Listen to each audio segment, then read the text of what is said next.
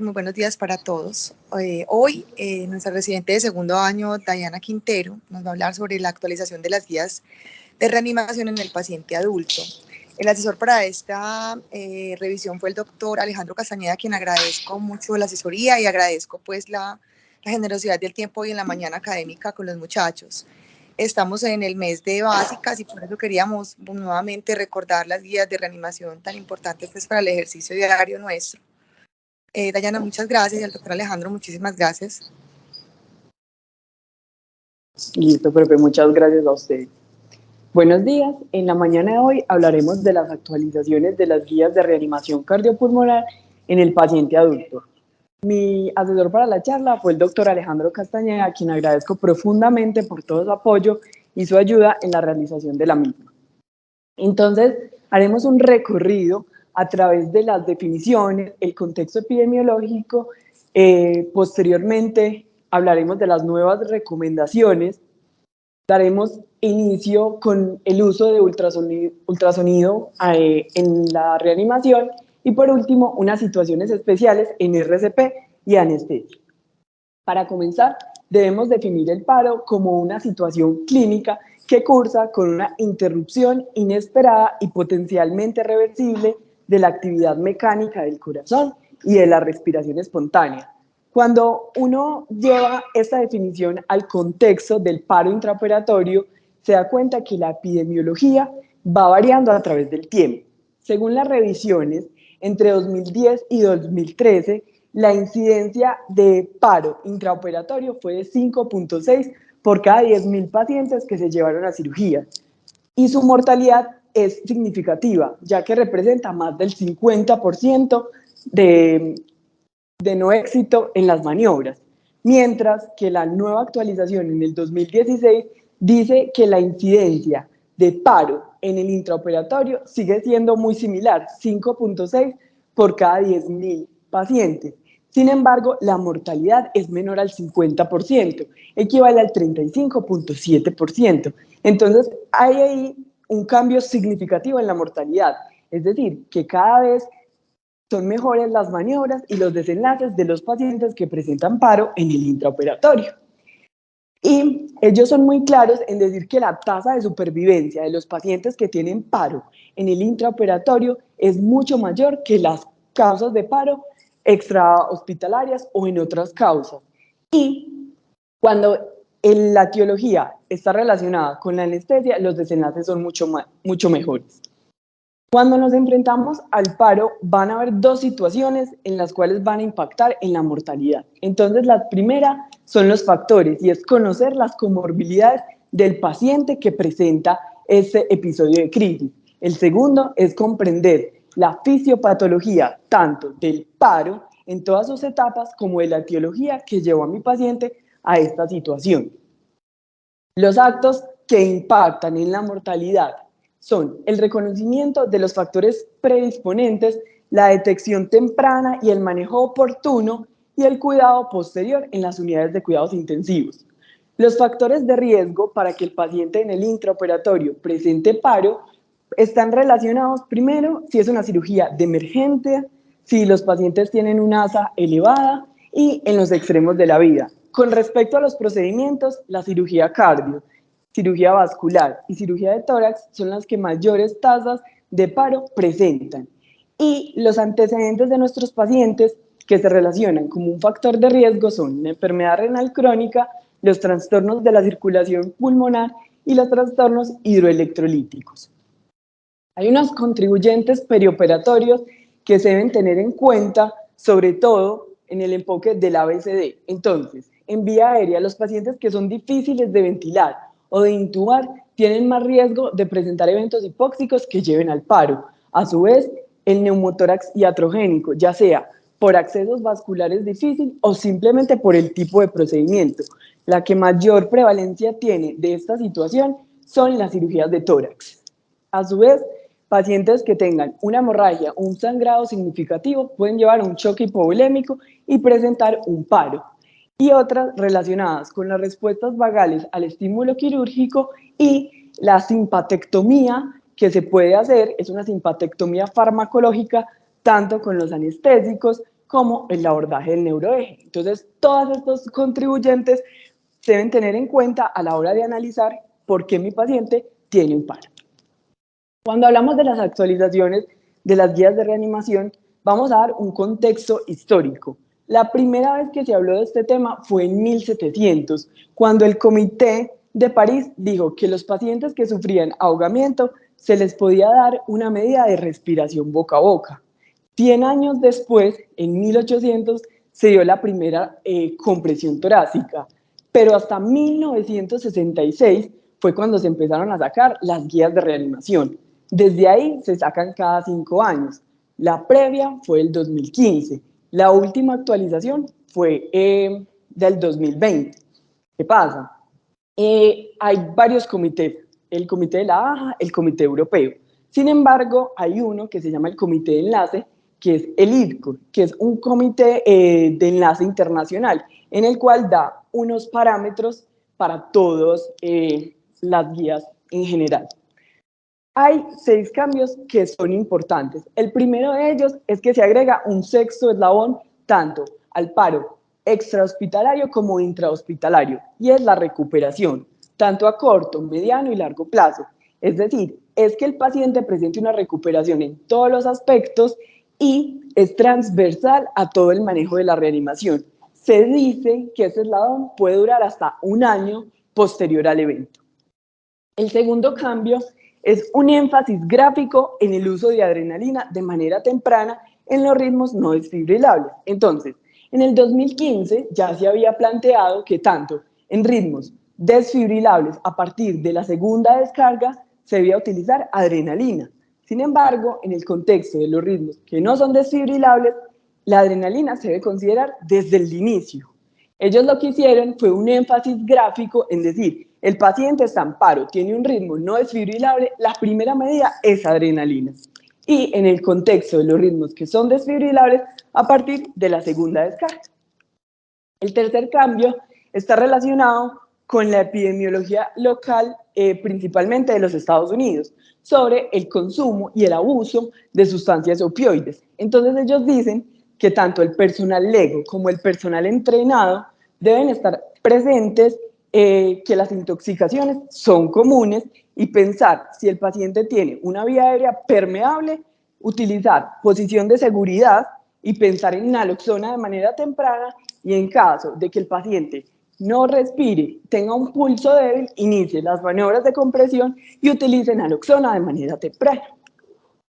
El cuarto cambio es el RCP en una población especial, que es la paciente gestante. Ellos asocian todos los cambios fisiológicos del embarazo, en el cual la paciente gestante tiene mayor riesgo de presentar hipoxia y desenlaces, tanto maternos como fetales, que no son adecuados. Entonces ellos dicen, piense de manera temprana en el abordaje de la vía aérea, como una de los énfasis en esta población. A su vez, dice, el monitoreo fetal no hace parte de la reanimación, porque una mamá bien reanimada significa un feto bien reanimado. Entonces, en ese contexto, el monitoreo fetal no se utiliza. Y hacen un acrónimo de las posibles causas. De la A a la H es la que ellos proponen. Entonces, la A son las complicaciones con los procedimientos anestésicos, la B es el sangrado, la C son las causas cardiovasculares, la D son los medicamentos, hacen énfasis en el sulfato de magnesio en las pacientes que tienen trastorno hipertensivo. Piense que la paciente pueda tener una intoxicación. La embolia, tanto venosa como el líquido amniótico, la F, que hace parte de fiebre, pensando en el contexto de sepsis y todos los impactos que puede tener, la G, que son las causas generales, es decir, las H y las T, y por último, la H, que son los trastornos hipertensivos asociados al embarazo. Los dos últimos cambios son con respecto al posparo. Entonces ellos hacen un algoritmo en el cual dicen, en el posparo lo que vamos a hacer es dividirlo en 2 fases. La primera de ellas es la fase de iniciación y de estabilización, y la segunda es un manejo continuo. Entonces, en la fase de estabilización, nuevamente, el ABCD. Entonces, el paciente tiene una vía aérea asegurada, que esté permeable, que tenga metas de saturación entre 92 y 95, con una presión arterial de CO2 entre 35 y 45. A su vez, evalúe a nivel cardiovascular si requiere vasopresores, si requiere alguna ayuda diagnóstica, si de pronto está en un choque cardiogénico o algo más. Y en el manejo continuo, entonces, evalúe el estado neurológico y a través de este siempre tenga MED, que es el manejo específico de la temperatura, en el cual recomiendan que nunca debe presentarse fiebre. Todas las medidas deben ser para que la temperatura esté menor o igual a 37.5. Y esto está relacionado con el diagrama para guiar e informar el pronóstico neurológico. Entonces ellos hacen una línea del tiempo, donde la línea 0 es el tiempo después del cual hay retorno a la circulación espontánea. A su vez, hacen que el tratamiento clínico sea transversal a todo el tiempo que el paciente continúa en la unidad de cuidados intensivos y es el manejo específico de la temperatura, recalentamiento y limite la sedación y la analgesia a lo mínimo que sea posible.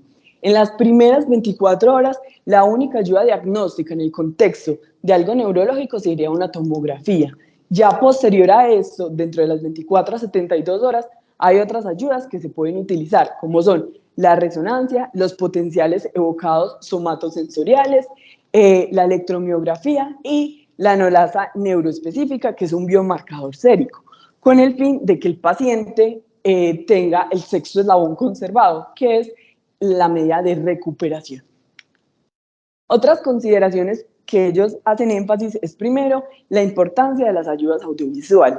Ellos compararon los desenlaces cuando se utilizaban listas de chequeo y cuando no, y se encontró que el 25% del éxito fue mayor en las situaciones en las que se utilizaron estas ayudas cognitivas y utilizar parámetros fisiológicos como la presión arterial o el exhalado de CO2 para optimizar la calidad y como una medida de respuesta.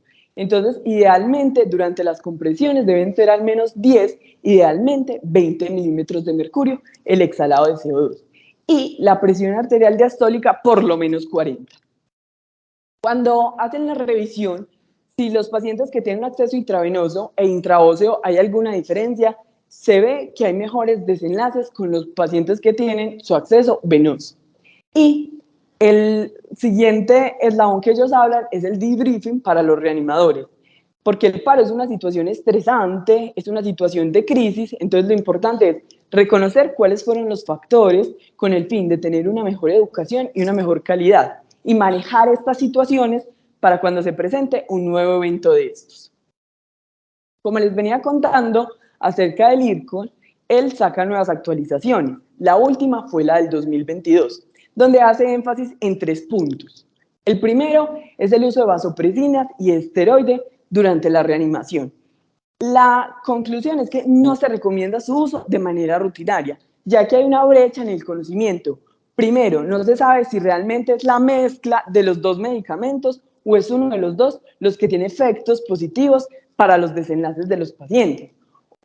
Y la segunda es que no se sabe cuándo es el momento indicado para colocarlo, después de cuántos bolos, después de cuánta descarga. Entonces ellos dicen, no lo recomendamos de manera rutinaria.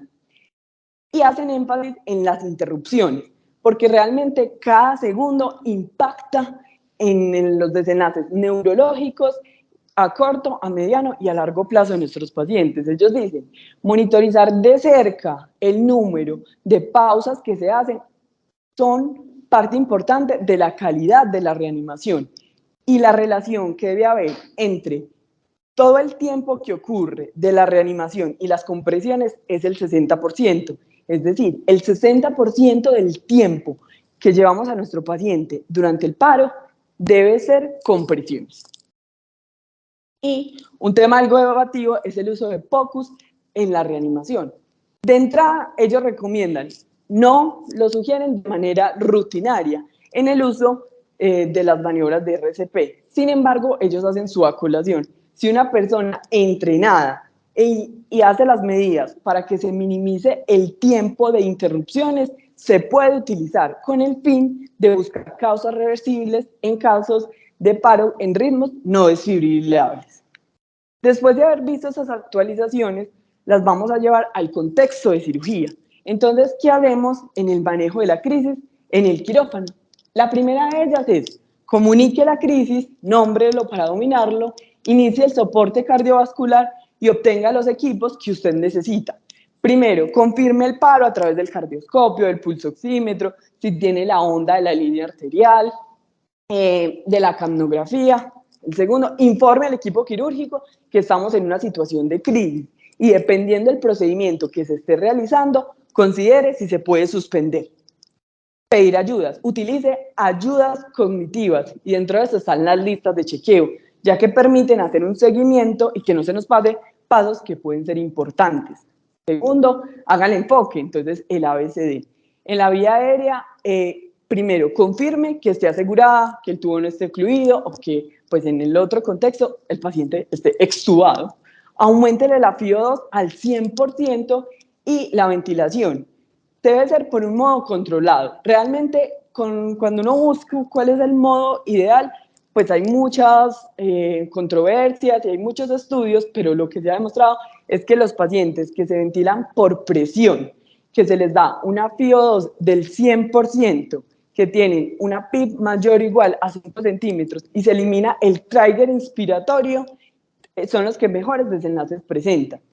Y a su vez las compresiones, que el paciente esté sobre una superficie rígida, que la profundidad sea de al menos 5 centímetros, que la velocidad sea de 100 a 120 por minuto y evalúe los parámetros fisiológicos. Entonces, el LED-CO2 y la presión arterial diastólica. El LED-CO2 idealmente de 20 milímetros de mercurio y la diastólica por lo menos de 40. Ya después de que hemos hecho el enfoque inicial, vamos a revisar los datos, a buscar las imágenes que necesitamos y pensar en diagnósticos diferenciales. Entonces, continuamos con el algoritmo de reanimación, que fue lo que revisamos, y si está indicado, utilice el monitoreo invasivo que su paciente ya tiene. Es decir, no es el momento de invadir, es si usted tiene un paciente que tiene invasiones, utilícelas como una medida para definir el retorno a la circulación espontánea, pero también para definir que su paciente está siendo bien reanimado. Revise el exhalado antes y durante cada procedimiento, analice cuáles medicamentos se colocaron, cuál fue la dosis, qué procedimientos están haciendo, para saber si eso pudo hacer la etiología de paro en mi paciente. Y obtenga pruebas de acuerdo a lo que necesite. En cirugía cardio, si el paciente ya tiene un eco transesofágico, úselo. Y el uso de POPOS. El paso 3 es iniciar la terapia dirigida a la etiología que llevó a mi paciente al paro. Entonces, optimice la oxigenación y ventilación, implemente la terapia de acuerdo a su etiología y evalúe si alguna causa requiere una terapia específica que no está dentro del algoritmo de soporte vital básico y avanzado. Evalúe si necesita un soporte vasopresor e inotrópico y evalúe la necesidad de ECMO. Cuando uno tiene en consideración esta última parte, si hay alguna otra causa que requiera un manejo específico, en el contexto de anestesia debemos tener un neumotórax, una embolia pulmonar, una hipovolemia significativa con aumento del sangrado que lleve que las pérdidas sean mucho mayores a las permitidas, el paciente llegue a choque y esa sea la causa, una hipercalemia grave, la hipertermia maligna, LAST y la anafilaxia grave. El siguiente apartado es hablar de la etiología, del uso de la ecografía en RCP. Entonces, como venimos hablando, realmente la ecografía ha tomado un gran papel en diferentes servicios, tanto en las unidades de cuidados intensivos, en los servicios de urgencias y en los quirófanos. Entonces, la pregunta sería, ¿tiene algún papel dentro de la reanimación para nosotros en el contexto de anestesia? Entonces, se viene hablando del tema aproximadamente desde el 2007. Hay 3 estudios grandes que vamos a mencionar. El primero de ellos es el estudio COAST. Entonces ellos hacen una revisión en el cual simplemente dicen, haga un rastreo ecográfico y evalúe 4 signos. De acuerdo a estos signos, defina que su paciente puede tener una de las siguientes etiologías. Ante una dilatación del ventrículo derecho, piense si pudo haber un embolismo pulmonar. Líquido alrededor del miocardio, piensa en taponamiento cardíaco, ventrículos colapsados, hipovolemia, ausencia del slide pulmonar o el deslizamiento pulmonar, neumotórax atención. Posterior a esto, en el 2018 se hizo un estudio cuasi experimental que se llamó el protocolo CASA. Esto se realizó en los periodos de 2016 a 2018. Entonces, ¿ellos qué hicieron? Entrenaron a un grupo de residentes de medicina de urgencias en el manejo de la ecografía para las maniobras de reanimación y sacaron algunas conclusiones. Entonces, el primero es, hágale preguntas al ecógrafo. Simplemente en el manejo del POCUS, pregúntele, ¿tiene signos de taponamiento? Después de eso, continúa las maniobras de reanimación. La segunda pregunta sería, ¿tiene signos de sobrecarga del ventrículo derecho? Posterior a eso, ¿tiene actividad cardíaca o es pseudoactividad? Y ya por último, después de haber buscado estas causas, piense, líquido libre en abdomen, neumotórax o hipovolemia. Entonces, ellos hacen esas 4 preguntas mientras se van dando las pausas. Es decir, mientras hacen las pausas para tomar el pulso y hacer otras medidas, evalúe, tiene signos de taponamiento, continúe los 2 minutos de reanimación, evalúe signos de sobrecarga del ventrículo derecho y defina si hay actividad cardíaca. En el contexto de que a nivel cardíaco no haya nada, busque otras causas. Entonces, líquido libre en abdomen, neumotórax y evalúe el tamaño de la vena cava inferior. Entonces, este estudio se hizo a través de la pregunta PICO, podemos decir, fueron los pacientes que presentaron paro de origen no traumático en el periodo de 2016 a 2018. La intervención es el uso del protocolo CASA, es decir, residentes entrenados utilizaban ecografía para las maniobras de reanimación entre los pacientes que presentaron paro de 2017 a 2018.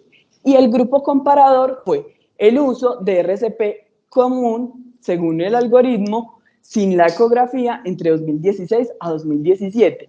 Y el desenlace que quisieron evaluar es realmente si hay un impacto significativo en el tiempo y en el número de paros que se habían, o de pausas que se habían durante la reanimación.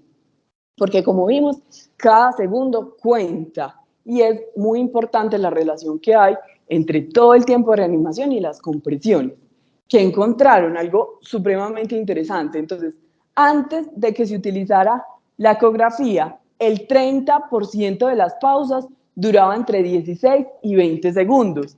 El 31% duraba más de 21 segundos, es decir, el 60% de las pausas que se hacían duraban en promedio de 16 a 30 segundos.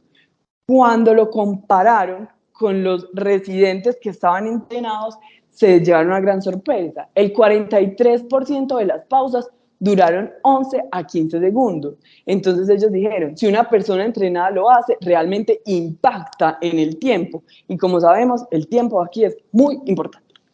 Listo.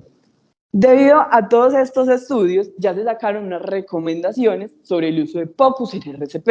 El primero es que la persona más experta es quien hace la ecografía y su papel es hacer la ecografía, no tiene ningún otro papel dentro de la reanimación. Cada uno está indicado para un rol específico. El de él es hacer la ecografía, siendo la persona más experta. Entonces sería una persona para la vía aérea, una persona a las compresiones, otra a la desfibrilación y está separado la persona experta en el uso de la ecografía. La siguiente recomendación, ubique la sonda antes de que se suspendan las compresiones. Entonces acá vemos, ya se ubicó la sonda, entonces en este contexto todavía están en compresiones y solo vemos el hígado y el corazón. Posterior a que suspende la compresión, yo ya tengo la imagen, entonces ya puedo evaluar la función miocárdica y hacerle las preguntas al ecógrafo.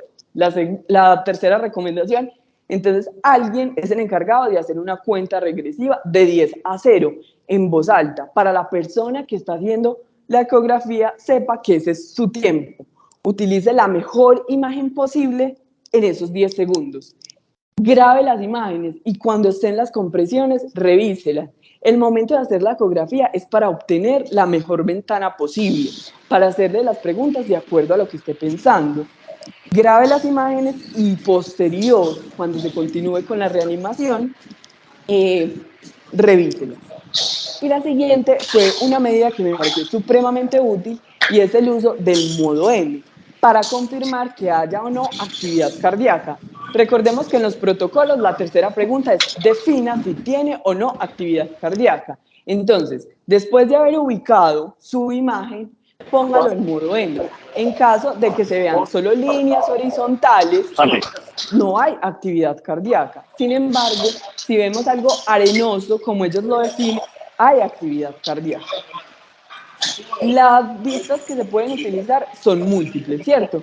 Las ideales son el subcostal 4 cámaras, el apical 4 cámaras y el parasternal eje largo. Sin embargo, ellos son muy claros.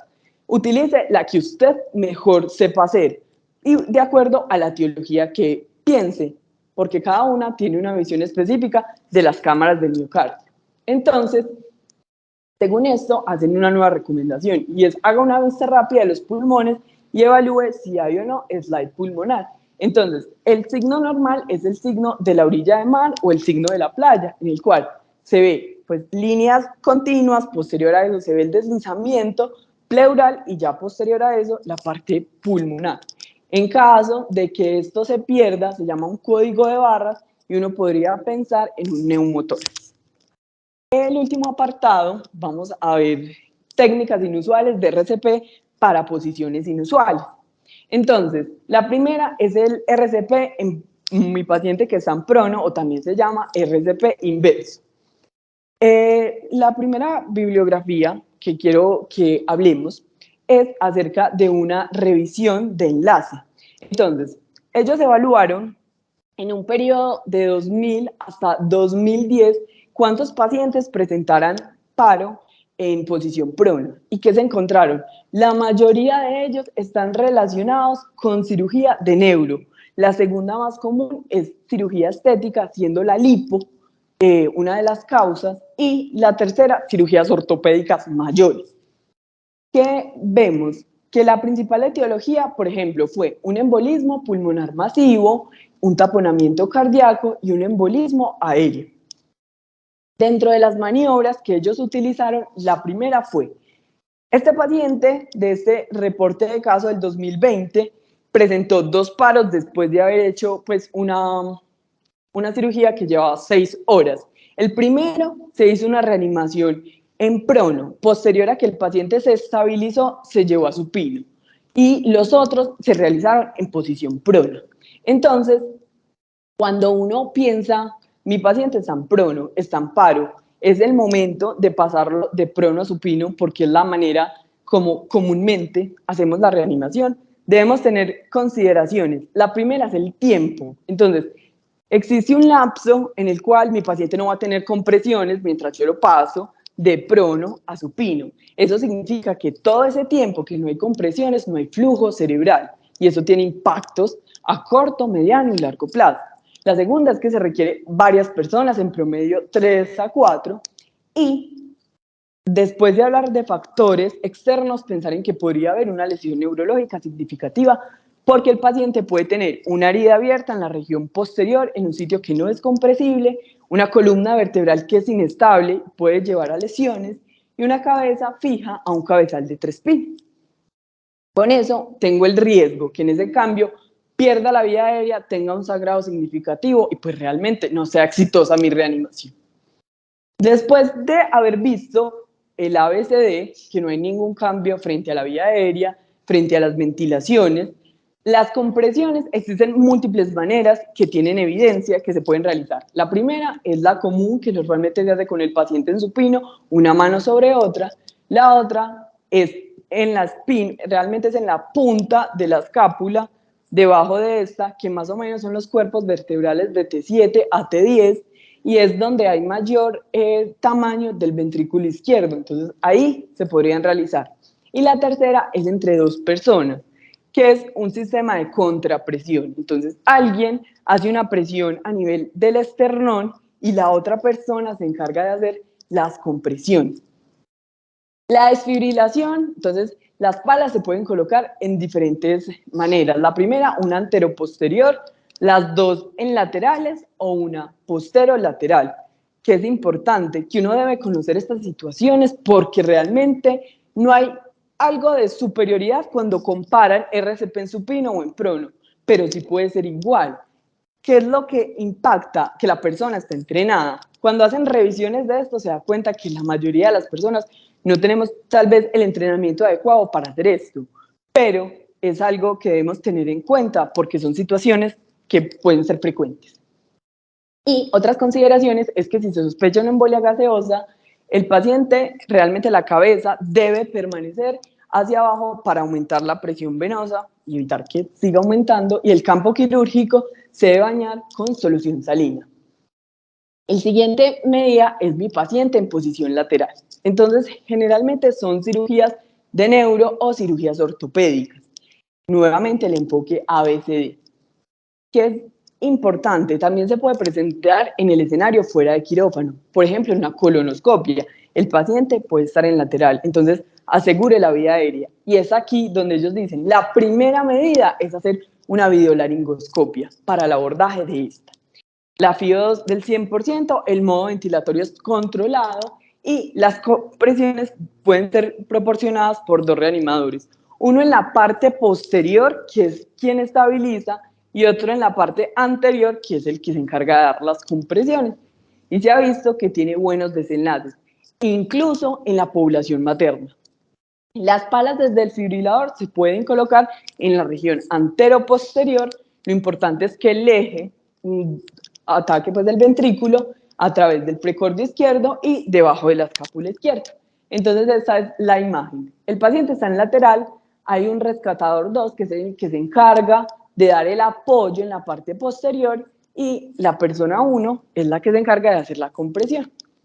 Estos son la evidencia de que las medidas en reanimación hecha por dos personas encargadas sigue siendo válida, es útil, los desenlaces son buenos y también cuando se compara pacientes maternas que se hace en lateral, los desenlaces también son muy buenos. Entonces, es una medida que uno debe tener en cuenta.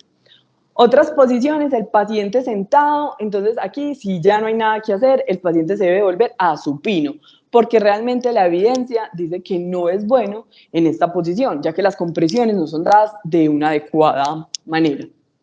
Y la siguiente es el paciente que tiene un cabezal que está fijo a 3 pines.